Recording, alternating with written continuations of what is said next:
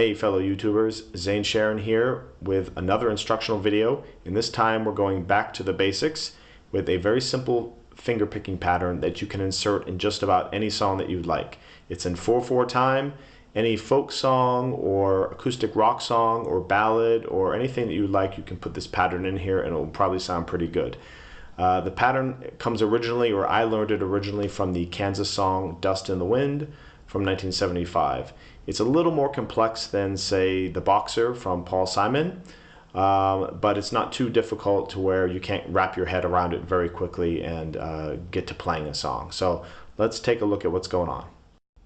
So for this simple finger picking pattern, we're going to play a very normal C chord with the left hand.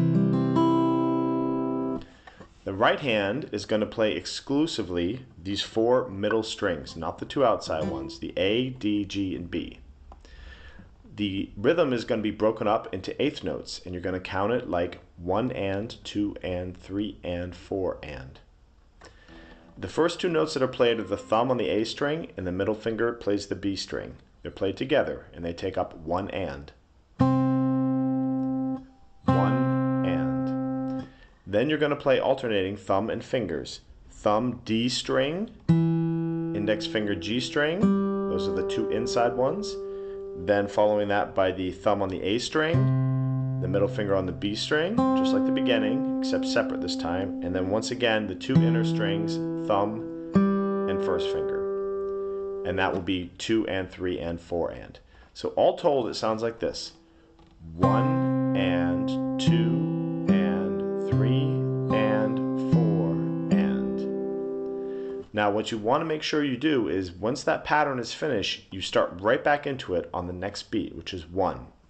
So there's going to be no break. This is a common problem that people have a break. They finish the pattern and then they start again after a little break. In the beginning you have to, because you have to think about what you're doing, but eventually hopefully that will work itself out so you can play fluidly from measure to measure. Here it is again, slowly.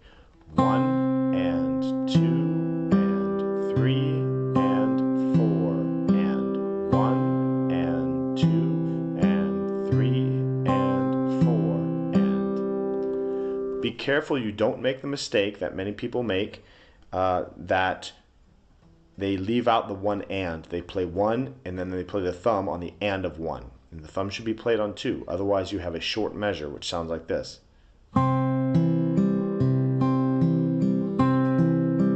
Which is missing a half a beat. Okay, that won't work. You have to bring 1 and on those 2 first notes. 1 and 2 and 3 and 4 and. Speeding up a little bit.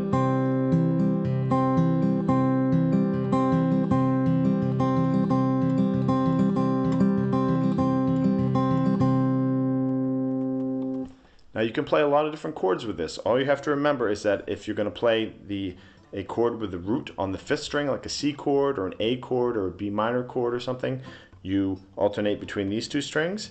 And if you're playing something that's rooted to the 6th string, like a G chord or an E chord or an F chord, then you're going to root to the 6th string and then the D string. You skip the A string. So if you're playing G, it looks like this.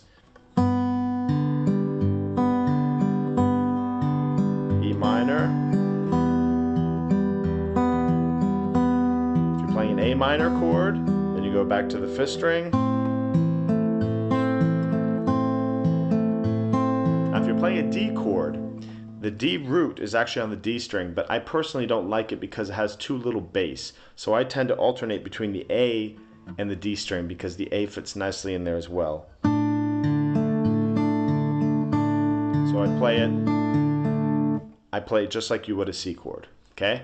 Remember, when you're doing finger picking, your fingers should be very relaxed. Your whole hand and your arm should be relaxed.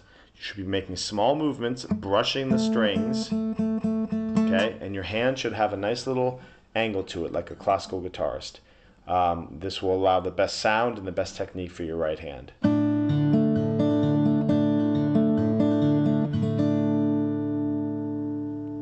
So I hope that basic finger picking pattern was useful to you and you can plug it into some songs that you already know and see how it sounds.